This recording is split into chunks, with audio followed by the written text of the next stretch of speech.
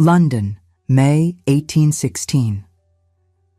The chandeliers of Lady Sefton's grand ball blazed with the light of 1,000 wax candles, casting their golden glow across the polished floors where the most eligible young ladies of the season gathered like rare flowers awaiting selection. The air carried the mingled scents of beeswax, expensive perfumes, and the particular tension that accompanied a presentation ball where fortunes could be made or lost with a single dance. William Talbot, the 6th Duke of Morland, stood near the entrance beside his mother, the Dowager Duchess Honoria, feeling as he always did at these events. He felt like a prize stallion being paraded before prospective buyers. At 24, he had held his title for 6 years, inheriting it upon his father's sudden death from a fever that had swept through their country estate with devastating efficiency. In those 6 years, he had not made a single significant decision without his mother's guidance. Lady Katrina MacLeish stood on his other side, her practical features arranged in an expression of mild interest as she surveyed the room. She was his mother's choice, a cousin from Scotland whose family controlled valuable lands in the Highlands. Their understanding had been arranged 2 months prior, and William had accepted it as he accepted everything his mother proposed, with dutiful resignation. It was then that his gaze drifted across the crowded ballroom and found her. She stood near the far wall, half hidden by an arrangement of potted ferns, laughing at something her companion had whispered.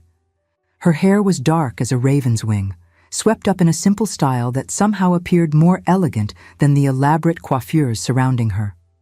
Her skin held the luminous quality of fine porcelain, and when she turned slightly, William caught a glimpse of eyes so extraordinary in their violet hue that he momentarily forgot how to breathe. The sensation was entirely foreign to him. His heart, which had beaten with such steady reliability through 26 years of existence, suddenly seemed to have developed an alarming irregularity. His mouth went dry. His palms grew damp within his evening gloves. "William." His mother's voice cut through his reverie like a blade through silk. "You are staring. It is most unbecoming." He forced his attention back to the immediate vicinity, where Lady Katrina was speaking with an elderly dowager about the weather in Edinburgh. His mother's eyes, sharp as a hawk's, had followed the direction of his previous gaze. "Who is that young lady?" William asked, attempting to sound merely curious. "The one in the cream-colored gown near the ferns." The Dowager Duchess's lips compressed into a thin line. "Miss Lydia Fairmont, the daughter of some minor baronet from Kent, modest estate, smaller dowry, entirely unsuitable for anyone of consequence." Her tone made clear that the subject was closed, but the subject, for William, had only just opened. The evening progressed as such evenings always did. He danced the first set with Lady Katrina, executing the figures with mechanical precision while his thoughts wandered persistently to the girl in cream. He danced with Lady Pemberton's eldest daughter, whose conversation consisted entirely of observations about the weather and the quality of the refreshments. He danced with Miss Arabella Whitcomb, who giggled at everything he said, whether or not it warranted amusement.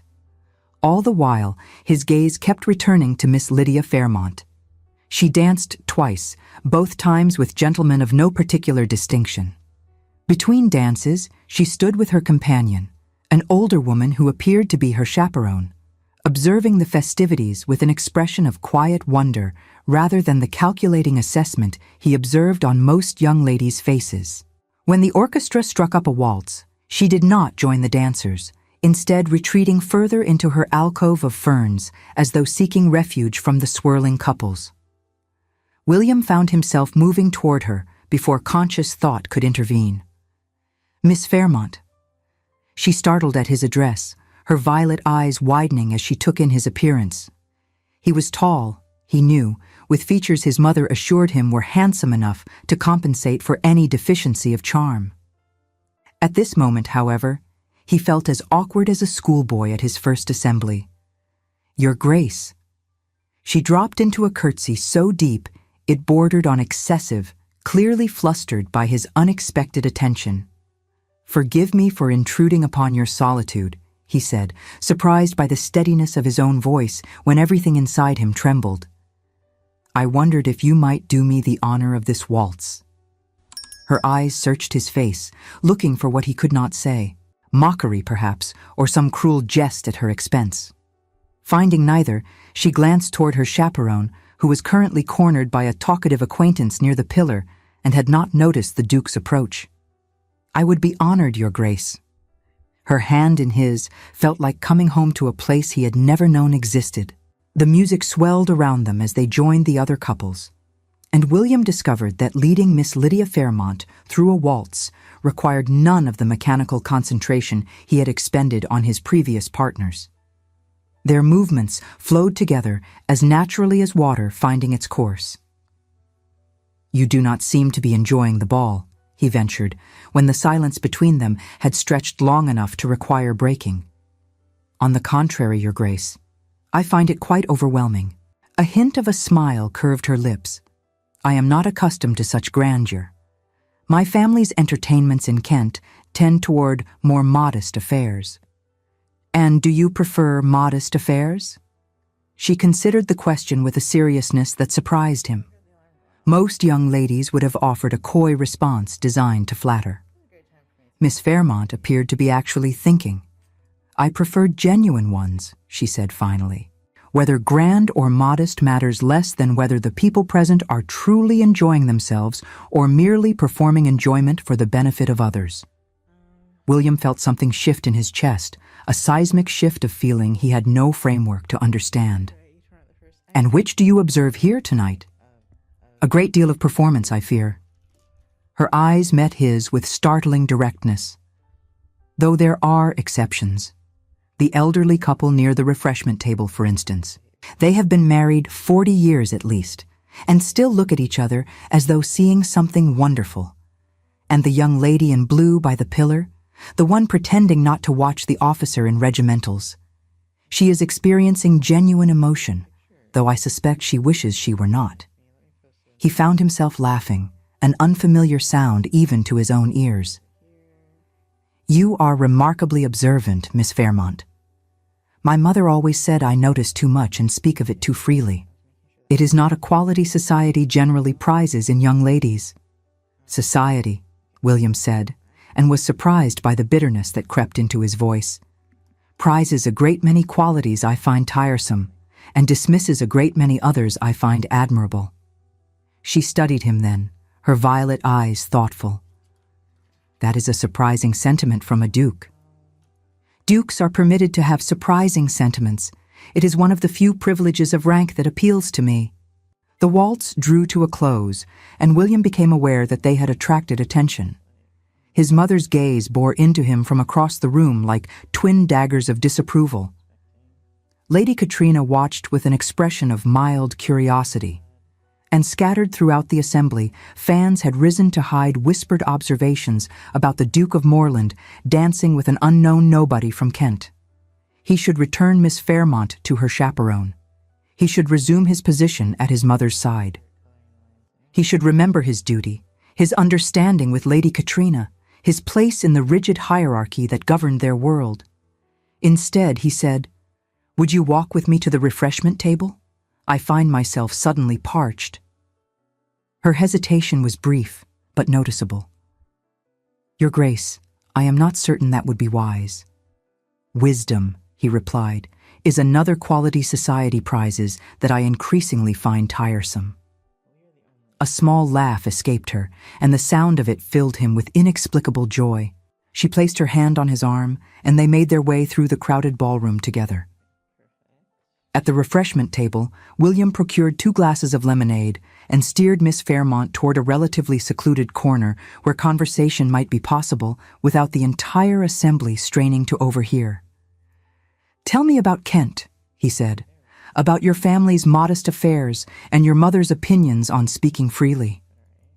"There is little to tell that would interest a duke." She sipped her lemonade, her cheeks flushed pink from dancing or from something else entirely. "My father is Sir Edward Fairmont. Our estate is called Rosefield Manor, though there are few roses and the manor itself is rather small.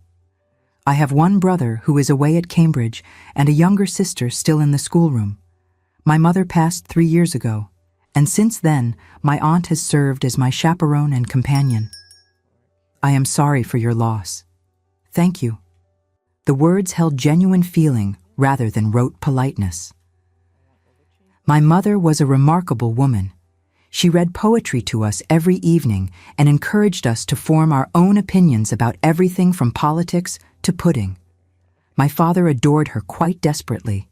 He has not been the same since she left us. William thought of his own father, who had existed primarily as a dim presence overshadowed by his mother's forceful personality. The late Duke had agreed with everything his wife proposed, validated every decision she made, and departed this life, having never, as far as William could recall, expressed an independent thought. "What was her favorite poet?" he asked. Miss Fairmont's face lit with the question. Wordsworth. She could recite entire passages of his lyrical ballads from memory. But she also loved the older poets, Milton and Donne, and the newer ones whose work we could find in the circulating library. "I wandered lonely as a cloud," William quoted softly, "that floats on high o'er vales and hills." Her eyes widened. "You know Wordsworth?" "I know him well, though I am forbidden to admit as much in polite company." "Forbidden? By whom?" "By everyone who matters. Dukes are expected to discuss hunting and horses and the management of estates. Poetry is considered an unsuitable interest for a gentleman of my rank." "That seems remarkably foolish." "It is. But foolishness in service of convention is apparently exempt from criticism." They talked then as William had never talked with anyone. About poetry and nature, about the sound of rain on windows, and the particular quality of light in autumn. Miss Fairmont spoke of the walks she took through the Kent countryside, of the books she read by candlelight when the house grew quiet, of her dreams of traveling to the Lake District to see the landscapes that had inspired so much beautiful verse. William spoke of things he had never spoken of his loneliness in the great house at Moorland Park, of the way his mother's constant presence felt like a weight pressing down upon his chest, of his secret conviction that there must be more to existence than duty and obligation, and the endless performance of social expectations. The conversation might have continued indefinitely if not for the intrusion that shattered everything. "William," his mother's voice preceded her arrival like the rumble of thunder before a storm. "You have monopolized this young lady's attention quite long enough. Lady Katrina is waiting for you." The Dowager Duchess did not acknowledge Miss Fairmont with so much as a glance. Her attention focused entirely on her son, her displeasure evident in every rigid line of her posture. "Of course, Mother." William set down his glass, acutely aware of Miss Fairmont's sudden stillness beside him. "Miss Fairmont, thank you for the pleasure of your company this evening." "The pleasure was mine, Your Grace." He wanted to say more. He wanted to arrange another meeting, to secure her permission to call, to do any of the 100 things that propriety allowed a gentleman who wished to pursue a lady's acquaintance. But his mother's hand closed around his arm like a vice, and he found himself being steered away before any such words could form. From across the ballroom, he watched as his mother returned. He watched as she approached Miss Fairmont, who stood alone now, her chaperone having been engaged by another guest. He watched as his mother leaned close and spoke words he could not hear. He watched as Miss Fairmont's face crumpled, as tears began to stream down her cheeks, as she turned and fled the ballroom entirely. William pulled free of Lady Katrina's tepid conversation and strode toward his mother, who was returning with an expression of grim satisfaction. "What did you say to her?" The Dowager Duchess arched one elegant eyebrow. "To whom?" "You know perfectly well to whom." "Miss Fairmont, what did you say?" "I simply reminded the girl of her place." His mother's voice held no trace of remorse. "She was clearly harboring inappropriate designs on you, throwing herself at you in that shameless manner. I merely clarified that such behavior would not be tolerated." Something hot and unfamiliar rose in William's chest. Anger, he realized. He was actually angry at his mother. The sensation was so novel, it momentarily robbed him of speech.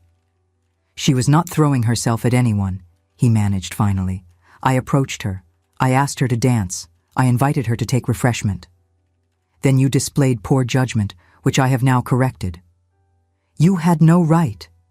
The words hung in the air between them like a declaration of war.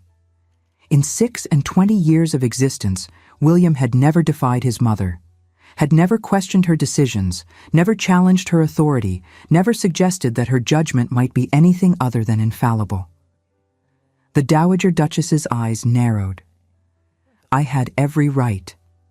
I am your mother, and I have spent my entire life protecting you from exactly this sort of mistake. That girl is nobody, William. A nobody from nowhere with nothing to recommend her but a pretty face and a talent for manipulation. You will forget her, return your attention to Lady Katrina, and thank me in due course for saving you from a disastrous entanglement. William looked at his mother, truly looked at her, and saw for the first time the iron will that had shaped his entire existence. He saw the control she had wielded like a weapon, the way she had pruned and molded him into precisely the man she wished him to be. A man who never questioned, never rebelled, never wanted anything that was not first approved and sanctioned by her judgment. "Excuse me," he said quietly. "I need some air." He found Miss Fairmont in the garden, seated on a stone bench beneath a trellis of climbing roses. The moonlight caught the tears on her cheeks, turning them to silver. She did not look up at his approach, and when she spoke, her voice emerged small and broken. "Please go away, Your Grace. Your mother has made her feelings quite clear. I should never have spoken with you, never have danced with you, never have allowed myself to forget, even for a moment, the gulf between us." William sat down beside her on the bench. Propriety be damned.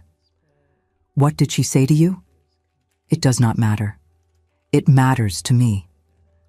Miss Fairmont finally raised her eyes to his, and the pain he saw there made something inside him crack open.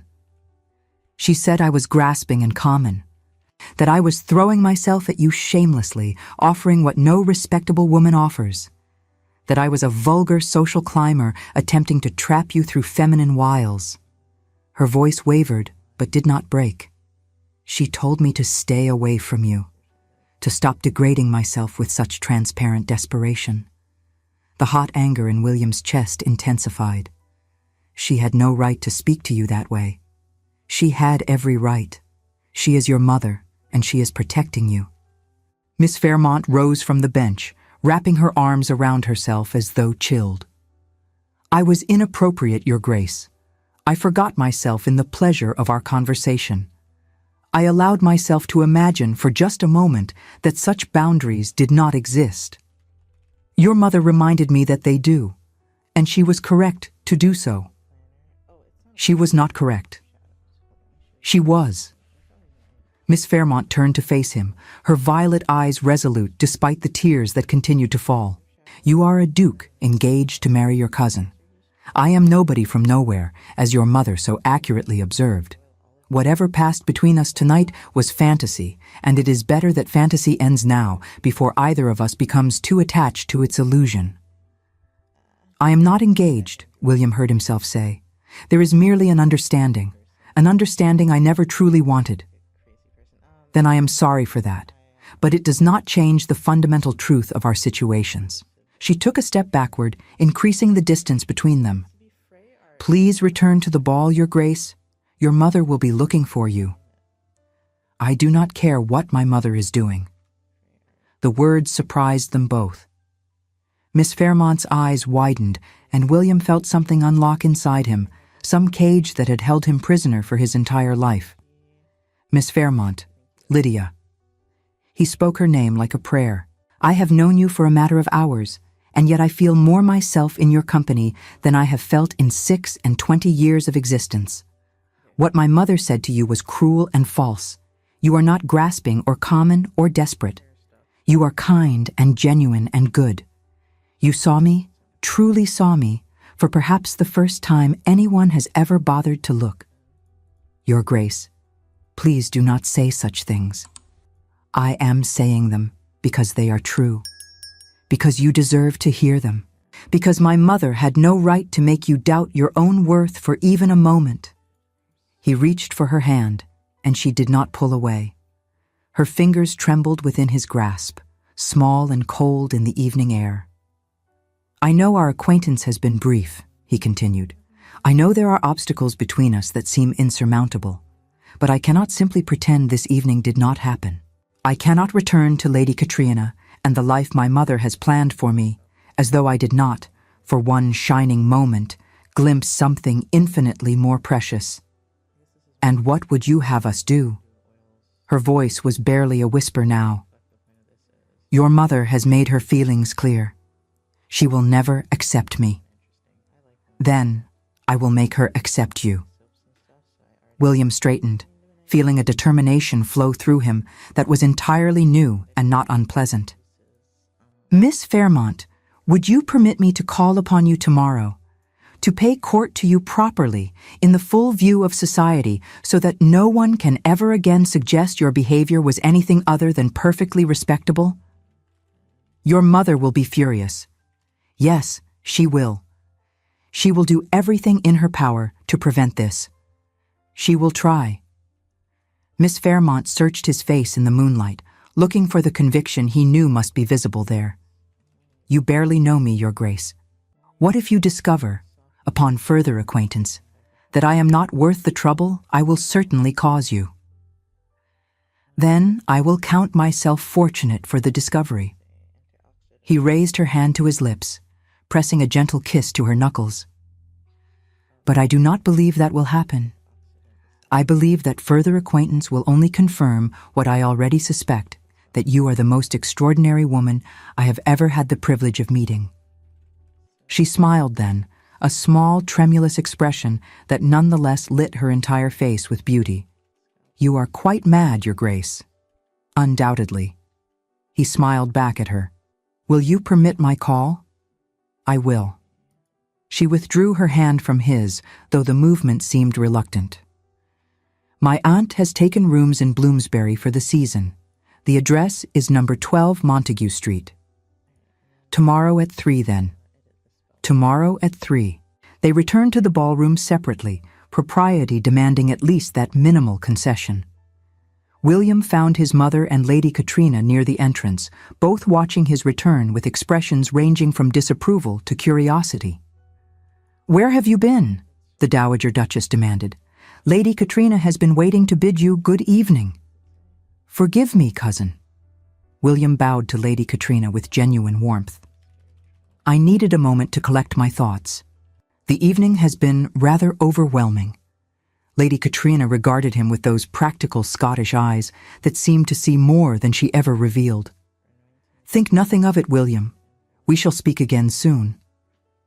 The carriage ride home was conducted in ominous silence. The Dowager Duchess stared out the window, her profile rigid with suppressed anger. William watched the streets of London pass by and thought about violet eyes and Wordsworth, and the feeling of a small cold hand trembling in his grasp. It was not until they had entered the foyer of Moorland House that his mother finally spoke. You will not call upon that girl. I have already made the arrangement. Then you will send word tomorrow morning that you are indisposed. I will do no such thing. The Dowager Duchess turned to face him, her expression thunderous in the candlelight. William Arthur Edward Talbot, you will obey me in this. That Fairmont creature is entirely unsuitable. She has nothing to recommend her, nothing to offer you, nothing that will advance our family's interests. You have an understanding with your cousin, an arrangement that will unite two great estates and secure the family's position for generations. Lady Katrina and I have no affection for each other. Affection is not required for a successful marriage. I had no particular affection for your father when we wed, and our union was entirely satisfactory. William thought of his father, that silent shadow who had drifted through the corners of his childhood. Thought of the emptiness in the man's eyes, the way he had seemed to fade a little more each year until there was nothing left to fade. "I do not wish for a satisfactory union," he said quietly. "I wish for something more. What you wish is irrelevant. You are a duke, and you have responsibilities that outweigh any personal preferences. I have spent 24 years preparing you for your position. I have sacrificed everything to ensure your success, managed your estates, maintained your social standing, guarded your reputation against every threat. And this is how you repay me? By chasing after some common nobody who caught your eye at a ball? Miss Fairmont is the daughter of a baronet. She is hardly common. She is nothing." The Dowager Duchess's voice rose to a near shriek. "Do you understand me, William? She is nothing, and she will bring nothing to this family but scandal and embarrassment. I forbid this courtship. I absolutely forbid it." William looked at his mother and saw, perhaps for the first time, the woman she truly was. Not the wise guardian he had always believed her to be, but a controller, a manipulator, someone whose love was contingent upon absolute obedience. "I am sorry, Mother," he said, and meant it. "But I am no longer a child to be forbidden. I am the Duke of Moreland, and I will decide whom I court." He turned and walked up the stairs to his chambers, leaving his mother standing alone in the foyer, her face contorted with a fury he had never seen and did not particularly wish to see again. The following weeks unfolded like a carefully choreographed dance, every step watched and scrutinized by the assembled ton. William called upon Miss Fairmont as promised, finding her in the modest drawing-room of her aunt's rented lodgings, her violet eyes wide with surprise that he had actually appeared. They talked of poetry and philosophy, of the beauties of the natural world and the constraints of social expectation. Miss Fairmont, he discovered, possessed a mind as beautiful as her face, full of unexpected depths and surprising perspectives. She questioned things he had always accepted, challenged assumptions he had never examined, and made him feel more alive with every conversation than he had felt in his entire previous existence. He brought her gifts, small tokens chosen with care rather than expense.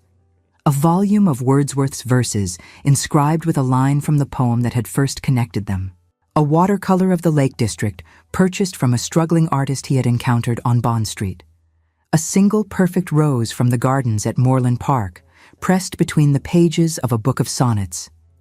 Each gift made her smile that luminous smile, and each smile made William more certain that he had found something precious beyond measure. The afternoon when he arrived with the volume of poetry remained vivid in his memory. Lydia had received him in the small drawing-room, her aunt busying herself with needlework in the corner to provide the requisite chaperonage. When she opened the tissue paper wrapping and saw what lay within, her violet eyes had filled with tears. "You remembered," she whispered, tracing the gold lettering on the spine. "I remember everything you say.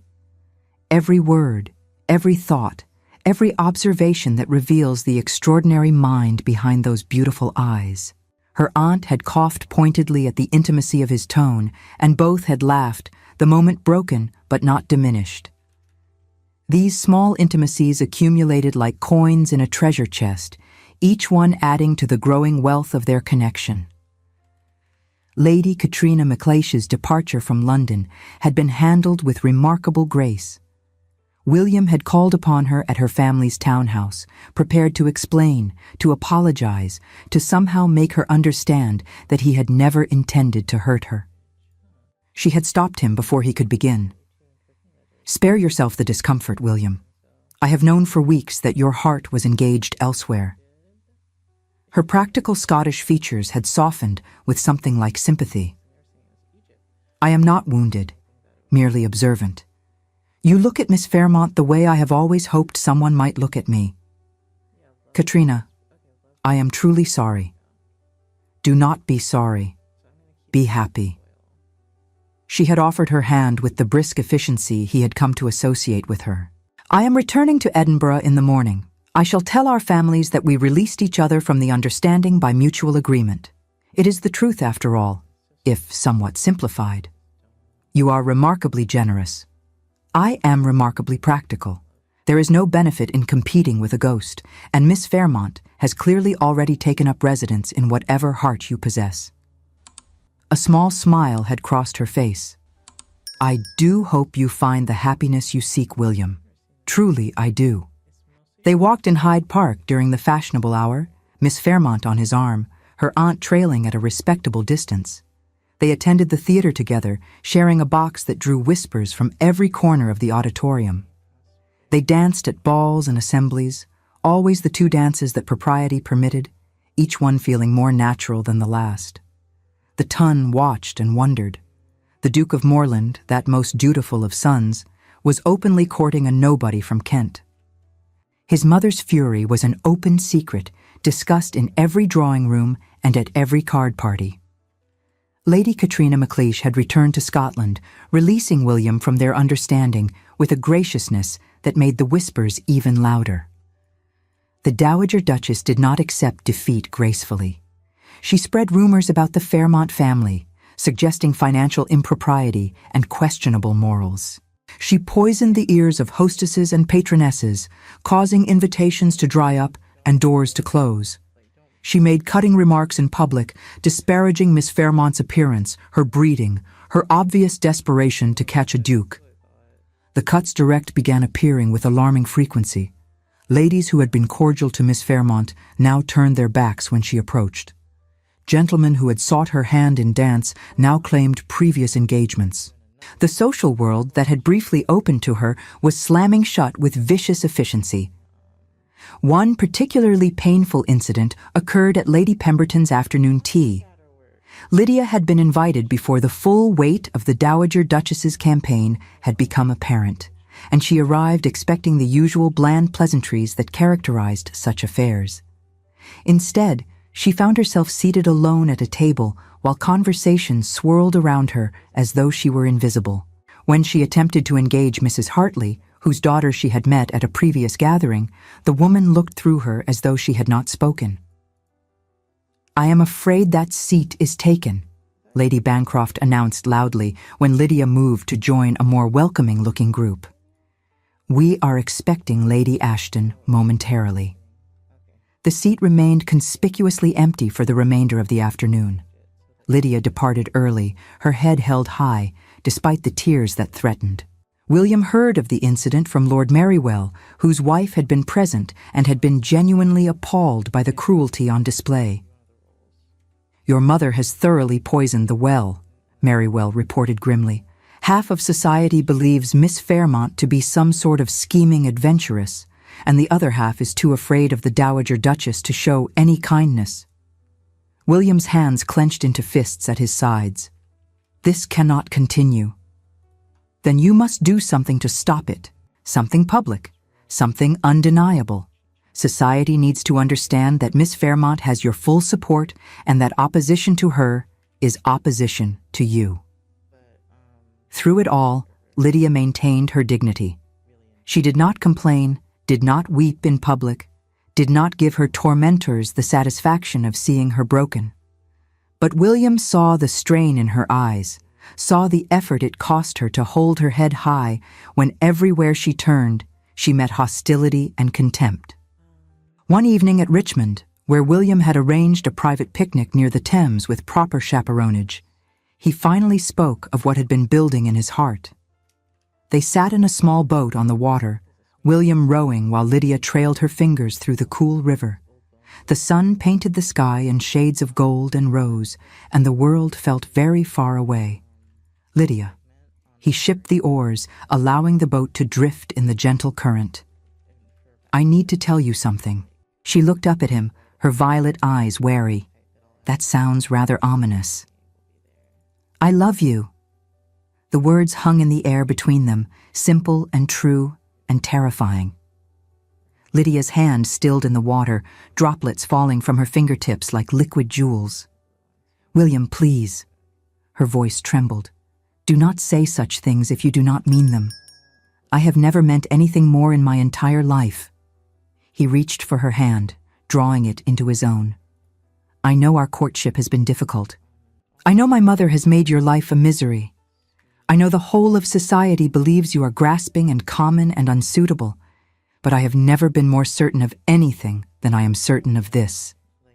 I love you, Lydia Fairmont. I love your kindness and your courage and the way you see beauty in things everyone else overlooks. I love the sound of your laugh and the light in your eyes when you speak of poetry. I love that you challenged me to be more than what I was raised to be. And I love that you make me want to be worthy of that challenge. Tears slipped down her cheeks, but she was smiling. I love you too, William.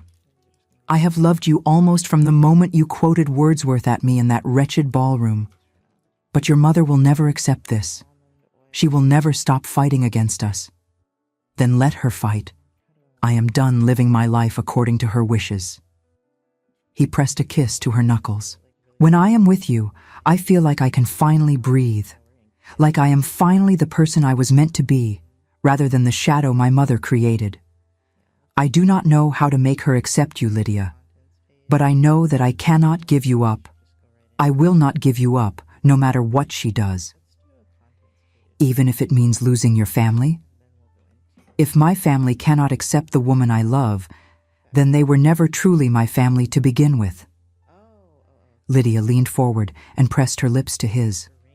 The kiss was tender and desperate, full of hope and fear and a love that had grown strong despite every obstacle placed in its path.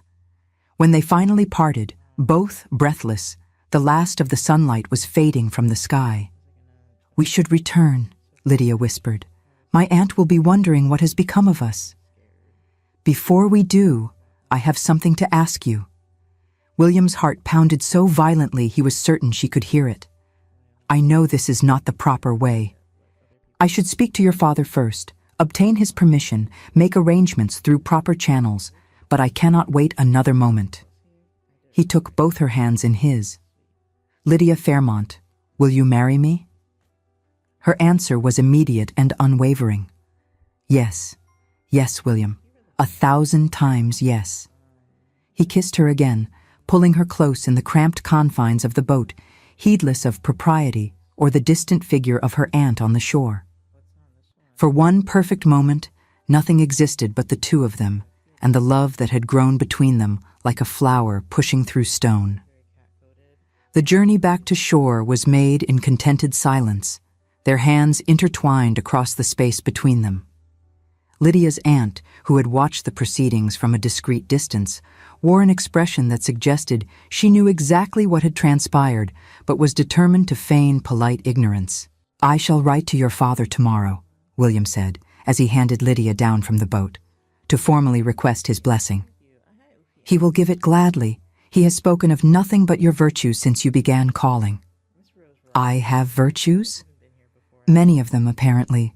My father believes you to be kind, honorable, and entirely too good for the daughter of a minor baronet." "Your father is mistaken in that last assessment. You are far too good for me. Shall we argue about who is more undeserving all the way back to London?" "I believe we shall. It seems a fitting occupation for an engaged couple." The formal request was sent, the formal blessing received, and the announcement prepared for the papers. Sir Edward Fairmont arrived in London to meet his future son-in-law properly, and the two men discovered an immediate rapport based on their shared appreciation for literature and their shared bafflement at the elaborate rituals of society. "You shall make my daughter happy," Sir Edward said over brandy on the evening before the announcement appeared. It was not a question. "I shall spend every day of my life trying to deserve her. That is all any father can ask." The older man's eyes grew misty. "Her mother would have approved of you, I think. She always said that Lydia needed someone who would see her true worth, not merely her pretty face or her modest dowry. Miss Fairmont is worth more than any dowry could measure. Then we understand each other perfectly." The announcement of their engagement sent shockwaves through society. The Duke of Moreland, that paragon of duty and obedience, had defied his formidable mother to propose to a girl of no particular consequence. The gossips could speak of nothing else. The Dowager Duchess summoned William to her private sitting room the morning after the announcement appeared in the papers. "You have humiliated me beyond recovery." Her voice was ice, her face a mask of controlled fury. "After everything I have done for you, after every sacrifice I have made, this is how you repay me? Mother, I am sorry that my engagement disappoints you. But I love Lydia, and I intend to marry her. You will do no such thing. I will." The Dowager Duchess rose from her chair, her tall figure seeming to grow even taller with rage. "Listen to me carefully, William. If you persist in this madness, I will cut you off entirely. I will disinherit you, lock the estate accounts, refuse to associate with you in any capacity. You will be dead to me." "You cannot disinherit me. The title and entailed properties pass to me by law. But the unentailed properties, the London townhouse, the Moreland jewels, the vast investments your father left in my control, those I can withhold," she smiled coldly. "And I will. If you marry that girl, you will be land-rich but cash-poor, unable to maintain your estates. Let us see how long your precious love survives when the roof leaks and the servants remain unpaid." William felt the weight of her threat pressing down upon him. The townhouse had been his family's London residence for generations. The Moreland jewels were legendary, heirlooms dating back centuries. The investments represented the liquidity needed to run the dukedom.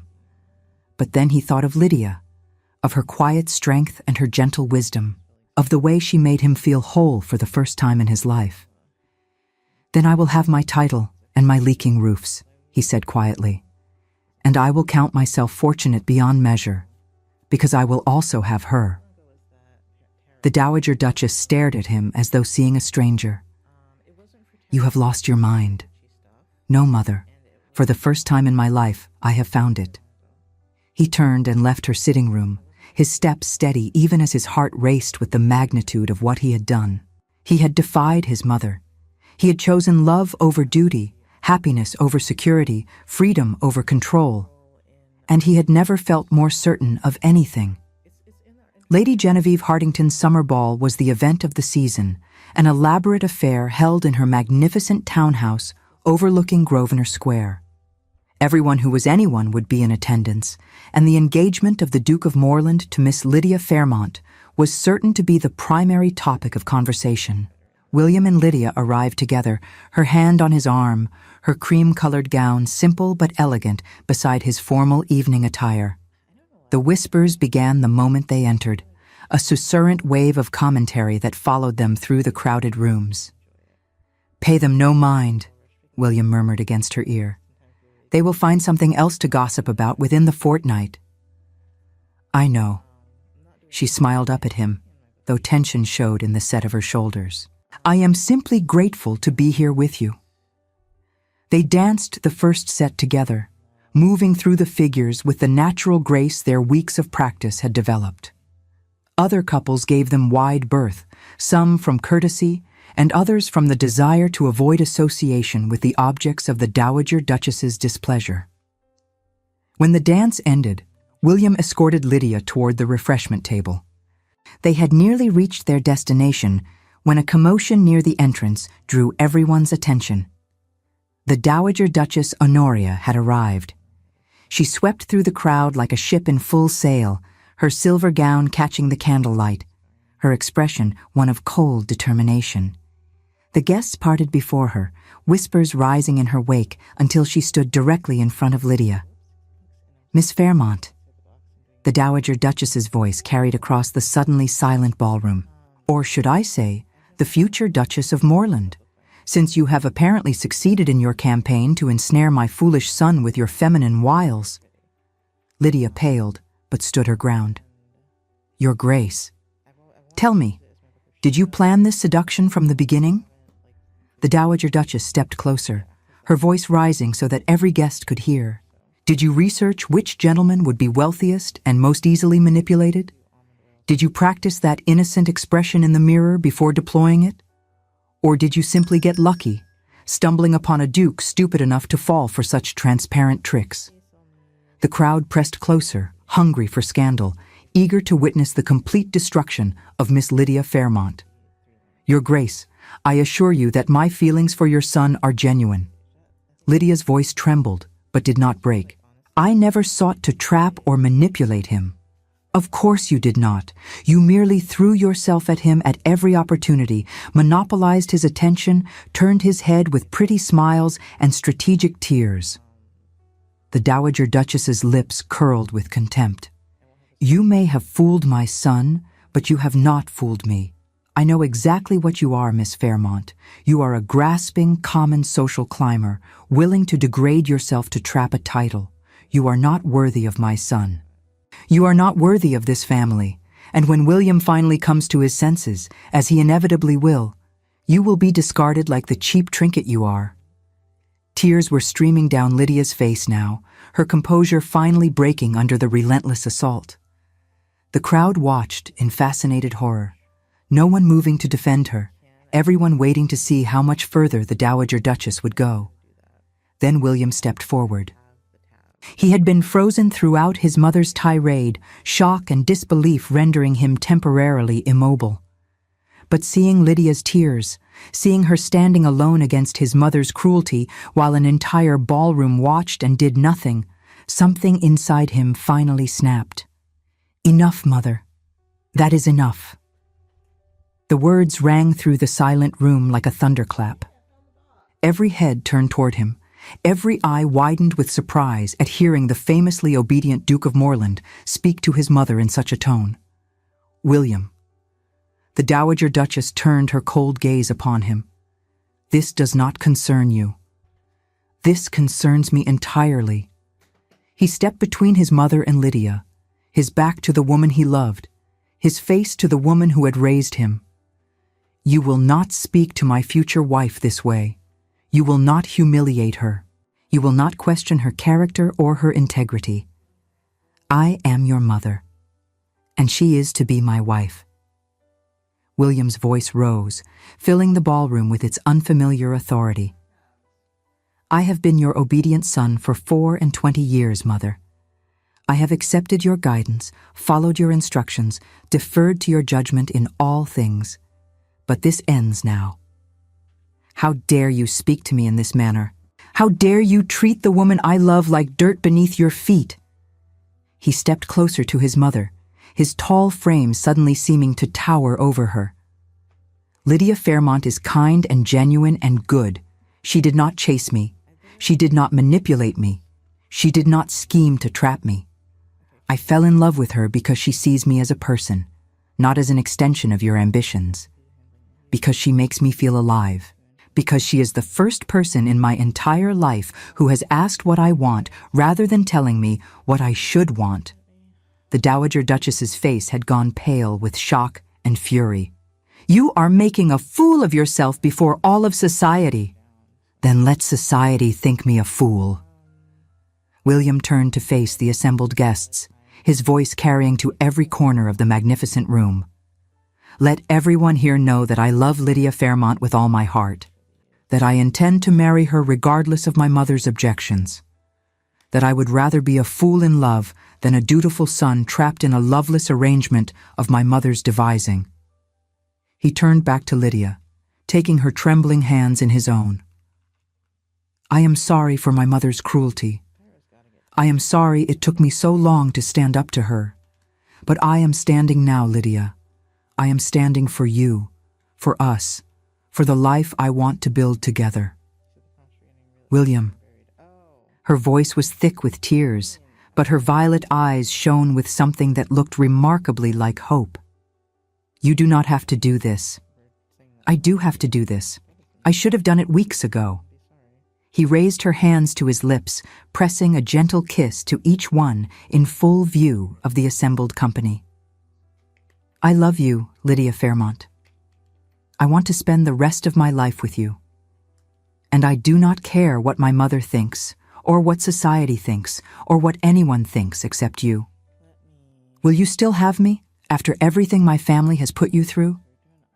Yes. The word emerged as both a laugh and a sob. Yes, William, yes. He kissed her then, a proper kiss on the lips that sent gasps of shock rippling through the ballroom. It was scandalous. It was improper. It was the most wonderful moment of either of their lives. The crowd erupted into applause. Not everyone joined in, of course.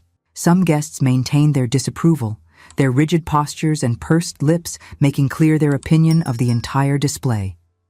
But enough people clapped, enough people smiled, enough people recognized the genuine love on display to create a wave of support that swept through the room.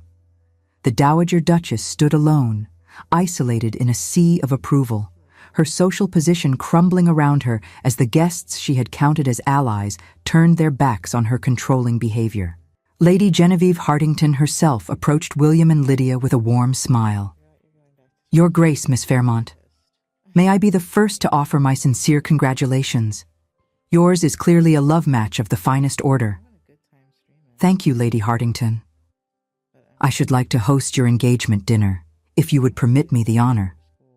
"We would be delighted." More guests approached, offering congratulations and well wishes, carefully avoiding the rigid figure of the Dowager Duchess as though she had become invisible. The social tide had turned, and everyone present understood it. William spotted his mother standing alone near the entrance, her face a mask of barely contained fury.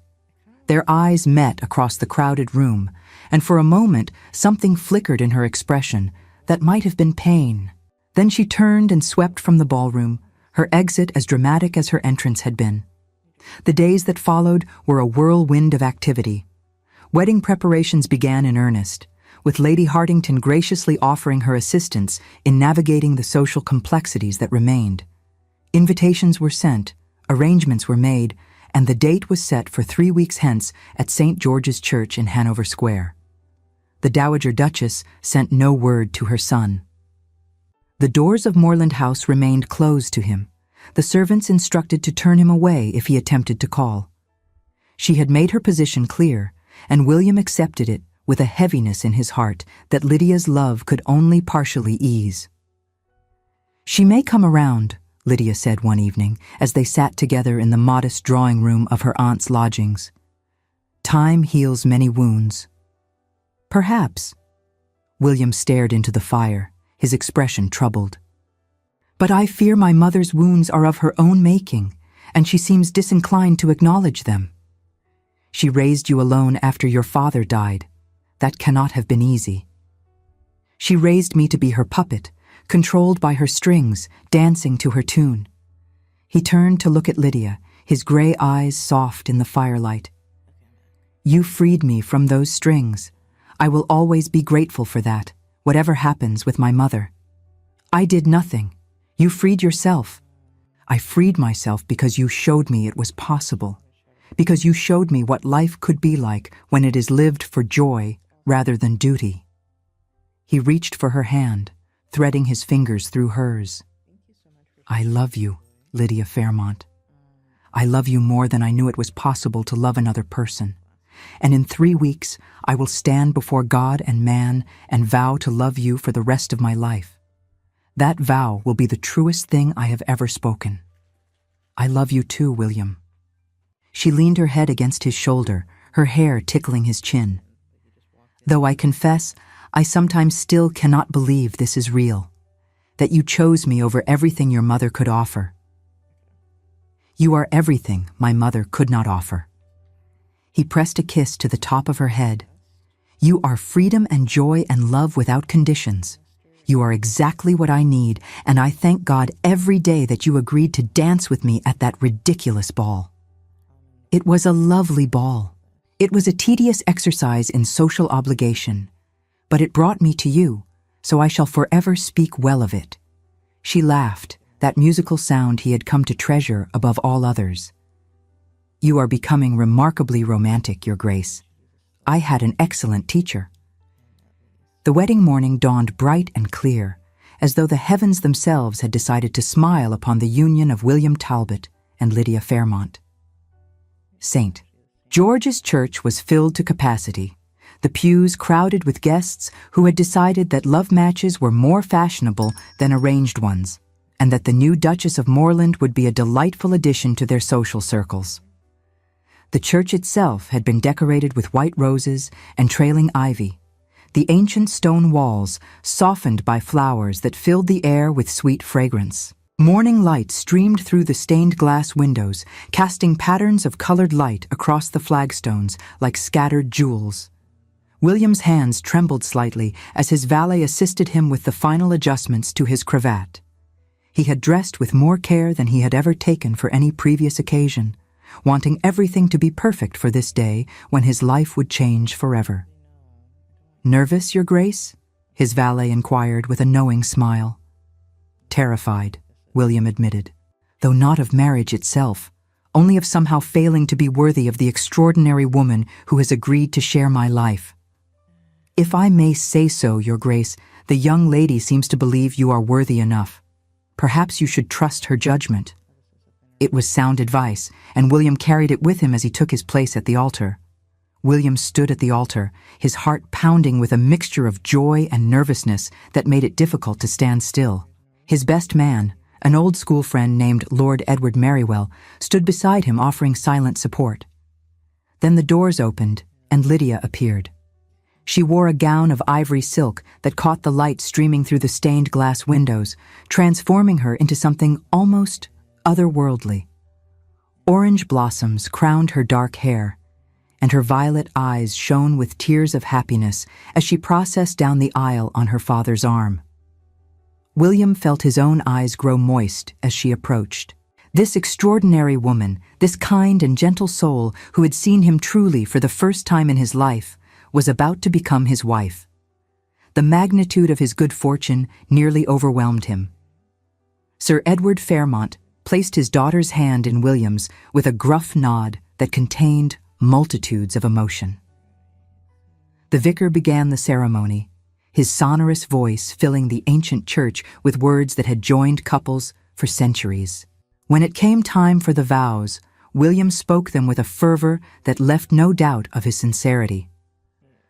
"I, William Arthur Edward Talbot, take thee, Lydia, to be my wedded wife, to have and to hold from this day forward, for better, for worse, for richer, for poorer, in sickness and in health, to love and to cherish, till death do us part." Lydia's voice trembled slightly as she recited her own vows, but her eyes never left his face. "I, Lydia Catherine Fairmont, take thee, William, to be my wedded husband, to have and to hold from this day forward, for better, for worse, for richer, for poorer, in sickness and in health, to love and to cherish, till death do us part."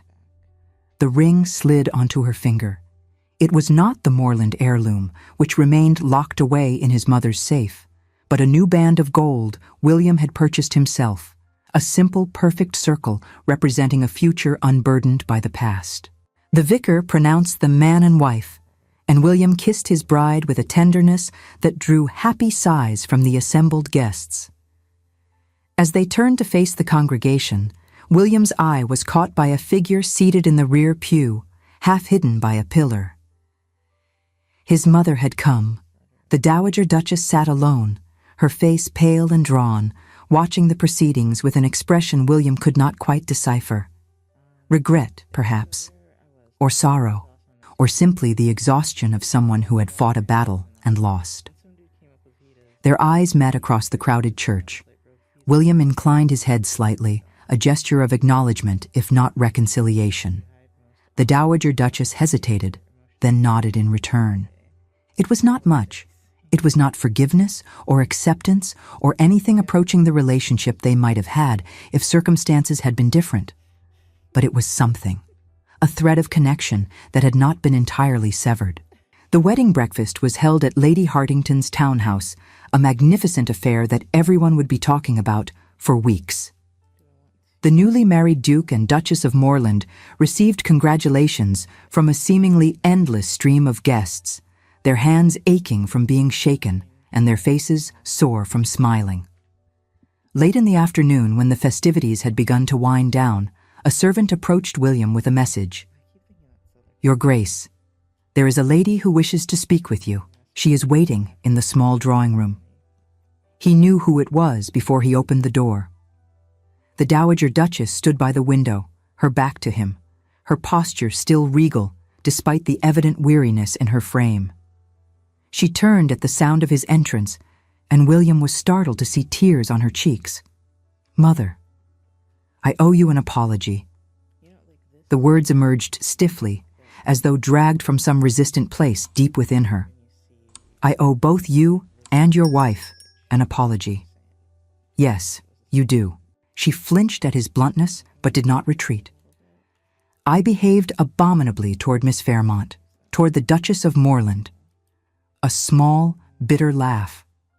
"I have spent my entire life believing I knew what was best for you. I convinced myself that my control was protection, that my manipulation was guidance, that my cruelty was correction. It was not. No, it was not." She finally met his eyes, and William saw something in their depths he had never seen before. Vulnerability. "Your father was not a strong man, William. He needed someone to manage him, to direct him, to make decisions he was incapable of making himself. When he died and left you so young, I assumed you would be the same. That you would need me to guide you, to control you, to shape you into the man you needed to be. I am not my father. I know that now. I knew it the moment you stood in Lady Hartington's ballroom and defied me before all of society." Her voice cracked. "It was then I realized that my power over you meant nothing if I did not have your respect. I have lost you, William. I have lost you through my own blindness and cruelty, and I do not know how to get you back." William stood in silence for a long moment, considering his mother as though seeing her for the first time. He saw the fear that had driven her behavior, the genuine if misguided love that had motivated her control.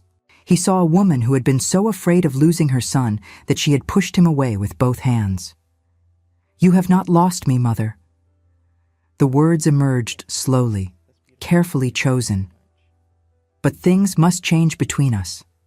I am not a child to be directed. I am not a puppet to be controlled. And Lydia is my wife, whom you will treat with the respect her position deserves. I know. I understand." The Dowager Duchess drew a shaky breath. "Your wife is a remarkable woman, William. I saw it even when I tried to deny it. The way she maintained her dignity under my attacks, the way she supported you without trying to control you, the way she loves you without conditions or expectations. She is everything I failed to be as a mother. Then learn from her. It is not too late." Hope flickered in the Dowager Duchess's eyes. "You would give me that chance? After everything I have done?" "Everyone deserves a second chance, Mother, even those who have hurt us most deeply." He crossed the room and took her hands in his. "Lydia believes in forgiveness. She believes in the power of love to transform even the most damaged hearts. I would like to believe she is right." Tears flowed freely down the Dowager Duchess's cheeks now, her legendary composure finally shattered. "I am sorry, William. I am so sorry for everything. I know." He drew her into an embrace, the first genuine one they had shared since his childhood. "I forgive you, Mother. But you must prove that you have truly changed. Not to me, but to Lydia. She is the one who bore the brunt of your cruelty. I will. I promise I will." There was a soft knock at the door, and Lydia entered. She stopped short at the sight of William and his mother, her violet eyes widening with uncertainty. "I am sorry. I did not mean to intrude." "You are not intruding." William held out his hand to her. "My mother has something she wishes to say to you." The Dowager Duchess turned to face her new daughter-in-law, and for the first time in their acquaintance, her expression held no trace of contempt or cruelty. "Your Grace, I owe you an apology that words alone cannot adequately express." She sank into a deep curtsy, a gesture of respect that left Lydia visibly startled. "I treated you shamefully. I said things that were cruel and false. I allowed my fear of losing my son to transform me into someone I do not recognize and do not wish to be. Your Grace, please rise. Lydia moved forward, taking the older woman's hands and gently urging her upright. There is no need for such formality between family. You are more gracious than I deserve. I am offering what I hope you will offer in return, forgiveness and a chance to begin again. Lydia smiled, and the warmth in that expression seemed to reach something cold and rigid in the Dowager Duchess's heart. William loves you, despite everything. I would not wish to be the cause of lasting division between mother and son. You are not the cause. I am. The Dowager Duchess's voice cracked again. But I am grateful for your willingness to let me try to make amends. William watched the two women, the mother who had controlled his life and the wife who had freed him, and felt something loosen in his chest that had been tight for as long as he could remember. We should return to our guests, he said gently. But I believe we can find time in the coming weeks for family dinners and conversation, if everyone is willing. I would like that very much, Lydia said. As would I, the Dowager Duchess agreed. The three of them returned to the wedding breakfast together, and if the guests noticed the redness in the Dowager Duchess's eyes or the new warmth in her manner toward the bride, they were tactful enough not to comment. The honeymoon was spent at a small estate in Kent, not far from Lydia's childhood home. William had wanted somewhere quiet, somewhere they could be alone without the pressures of society or the shadow of family conflict. The modest house, surrounded by rolling green hills and fragrant gardens, was perfect. The first morning, William woke to find his wife already up, standing at the window in her dressing gown, watching the sunrise paint the sky in shades of rose and gold. He joined her silently, wrapping his arms around her from behind, and together they watched the new day begin. I could stay here forever, she murmured, leaning back against his chest. Just the two of us, away from all the noise and judgment of London. We could, if you wished. The ducal properties are numerous. We need not return to society until you are ready. She turned in his arms, her violet eyes soft with love. That is a tempting offer, but I think we must eventually return. We cannot hide from the world forever, and I should like to prove to your mother's former allies that I am not the scheming adventuress they were told to expect. You are remarkable. I am merely practical, and deeply in love with my husband, which makes me wish to support him in all his endeavors, even those that require enduring tedious social functions. I do not deserve you. We established long ago that neither of us deserves the other. We shall simply have to spend the rest of our lives trying to prove ourselves worthy. They spent their days walking through the countryside, reading poetry to each other by firelight, and discovering the depth of connection that was possible when two people loved without reservation or condition. They spoke of their hopes for the future, of the family they would build together, of the ways they would raise their children differently from how they had been raised. I want our sons to know they can choose their own paths, William said one evening as they sat on a hill overlooking the sunset, and our daughters to know they are capable of anything they set their minds to. And I want all of them to know that love is not control, Lydia added, that true love sets you free rather than binding you. We shall teach them together. He pulled her close, her head resting against his shoulder. We shall make all the mistakes our parents made and invent entirely new ones of our own, and we shall muddle through as best we can. That sounds wonderful. It does it not? They returned to London after a month to find that the social landscape had shifted considerably in their absence. The Dowager Duchess, true to her word, had publicly acknowledged her previous behavior as inappropriate and had made clear her support for her son's marriage. The most persistent gossips, deprived of their primary source of discord, had moved on to fresher scandals. More importantly, the relationship between William and his mother had begun to heal. The Dowager Duchess called regularly at the newly renovated Moorland house, where William and Lydia had taken up residence. She participated in family dinners without attempting to dominate the conversation. She asked Lydia's opinions and actually listened to the answers. It was not a complete transformation. Old habits died hard, and there were moments when the Dowager Duchess's controlling nature resurfaced. But Lydia handled these moments with grace and firmness, redirecting without confrontation, and William learned to support his wife while still maintaining connection with his mother. A year after the wedding, their first child arrived, a healthy son with his father's gray eyes and his mother's dark hair.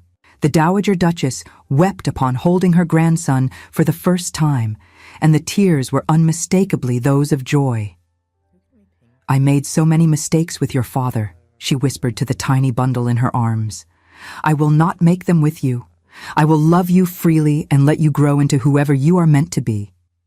The child, whom they had named Frederick Edward after both grandfathers, seemed to regard his grandmother with the solemn intensity peculiar to newborns, as though assessing her sincerity. Lydia smiled at the image they made together, the formidable Dowager Duchess reduced to cooing sounds and gentle rocking. "He has his father's eyes," the Dowager observed, wonder evident in her voice. "And your chin, I think, Lydia. A stubborn chin. He will need it in this world. He will have his grandmother to teach him the ways of society," Lydia replied gently. "Who better to guide him through the complexities of the ton than one who has navigated them for so long?" The Dowager looked up, surprise evident on her features. "You would trust me with his education?" "I would trust you with many things, Mother. You have earned that trust over the past months." It was the first time Lydia had called her mother rather than Your Grace. The Dowager's eyes filled with tears again, and she did not bother to wipe them away. "I shall try to deserve that trust. Every day I shall try." William watched his mother with his son, saw the tenderness she was capable of when she allowed herself to be vulnerable, and felt the last vestiges of old resentment fade away. The transformation in his mother had not been immediate or complete. There had been setbacks and moments of regression, times when the old controlling instincts had resurfaced and required gentle but firm correction. But she had persisted in her efforts, driven by a genuine desire to repair the damage she had caused and to build a new relationship with her son and daughter-in-law.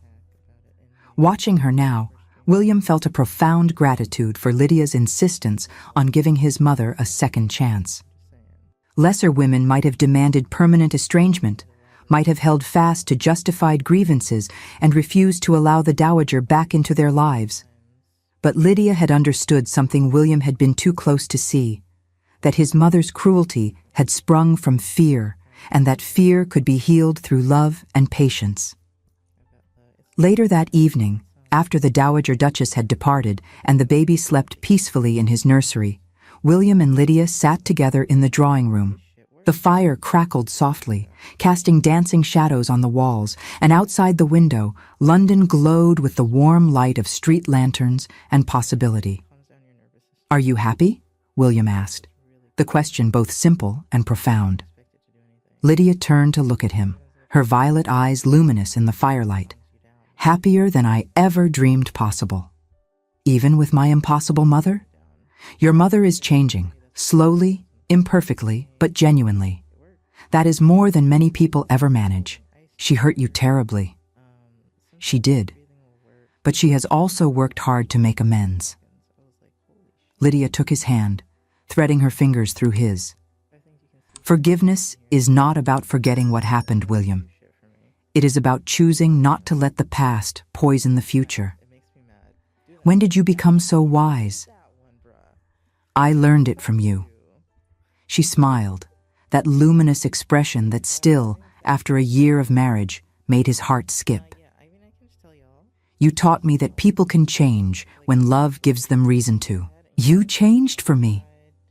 Your mother is changing for both of us. I changed because you showed me who I could be." He raised her hand to his lips. "Before you, I was merely existing, following paths laid out by others, never questioning whether they led anywhere I wanted to go. You gave me the courage to find my own way. We found it together. Yes, We did. He pulled her into his arms, holding her close, feeling the steady beat of her heart against his chest. Outside, the city hummed with life. Inside, surrounded by love and warmth and the promise of the future they would build together, William Talbot finally understood what it meant to be truly happy. It had taken him 24 years to find his courage. 24 years to break free from the chains his mother had wrapped around him since childhood. 24 years to discover that love was not a weakness to be controlled, but a strength to be embraced. But now that he had found it, he would never let it go. He thought of the boy he had been before that fateful ball at Lady Sefton's. The obedient son who had never questioned, never challenged, never wanted anything his mother had not first approved. That boy seemed like a stranger now, a pale shadow of the man he had become. Lydia had changed everything, not by trying to change him, but by loving him exactly as he was and believing he could be more. She had seen past the Duke, past the dutiful son, past all the masks he had worn for so long he had forgotten they were masks at all. She had seen William, and she had loved what she found. That love had given him the strength to stand up to his mother, to choose his own path, to become the man he was meant to be rather than the puppet his mother had tried to create. And now, with his wife in his arms, and his son sleeping peacefully upstairs, and his mother slowly learning to love without controlling, William Talbot understood that the greatest victory was not in defeating his mother, but in helping her find her own freedom from the fear that had driven her cruelty. They were all of them imperfect souls learning to grow, people trying to love each other as best they could. There would be more conflicts ahead, more moments of difficulty and doubt, more occasions when old patterns tried to reassert themselves. But they would face those challenges together, as a family, bound not by control or manipulation or duty, but by something far more powerful: love, true love, the kind that sets you free rather than binding you, the kind that sees you truly and loves you anyway, the kind that gives you the courage to become the best version of yourself. William had found that love against all odds. He had fought for it against his mother's opposition and society's judgment and his own deeply ingrained habits of obedience. And in the end, love had won. It always did, he thought, tightening his arms around his wife. When it was real, when it was true, when two people chose each other not because duty demanded it, or family required it, or society expected it, but simply because they could not imagine facing the world without each other. That was the lesson he would teach his son. That was the legacy he would leave behind. Not titles or properties or social position, but the simple truth that love was worth fighting for, no matter the cost. Because in the end, love was the only thing that truly mattered. Thank you so much for staying with us until the end of this story. If these moments of love, courage, and redemption touched your heart, please like, subscribe, and share with someone who needs to hear it. Your support helps us continue creating stories of resilience, hope, and the transforming power of true love.